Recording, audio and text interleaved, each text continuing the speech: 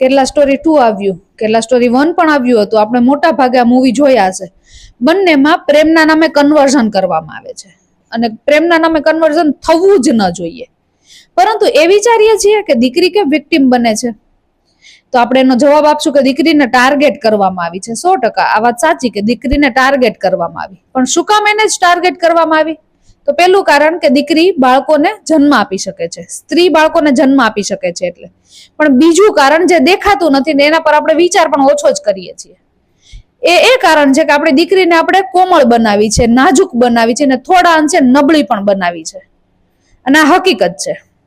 નબળી એટલે હું મજબૂત બનવાની ખાલી શરીરથી વાત નથી કરતી, મનથી અને માનસિકતાથી મજબૂત બનાવવાની વાત કરું છું. કેમ કે બંને મૂવીની શરૂઆતમાં માનસિકતાથી રમવામાં આવે છે, માનસિકતાની સાથે જ ખેલવામાં આવે છે કે એને પોતાની વાતમાં લઈ આવવામાં આવે છે, એને ફોહલાવવામાં આવે છે અને પછી એની સાઈડ કરી દે છે. એટલે જયારે દીકરી માનસિક રીતે નબળી છે ને એટલે કોઈની વાતમાં આવી જાય છે, કોઈની નીતિ તરત જ શું છે એ સમજી નથી શકતી.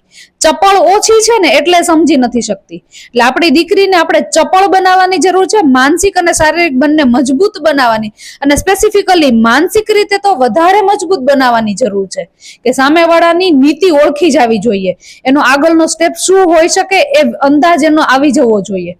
એટલે રૂટ પર કામ કરવું પડશે કે ચપળતા એનામાં આપવી પડશે, એ પ્રકારની બધી ટ્રેનિંગ આપવી પડશે, તો આવા કેસ બધા ઓછા થશે. વિચારજો અને કમેન્ટ કરજો કે આ વાત સાથે તમે કેટલા સહેમત છો, અને આગળના સ્ટેપ આપણા દીકરીને સક્ષમ બનાવવાના શું હોવા જોઈએ ને એ પણ કમેન્ટ કરજો.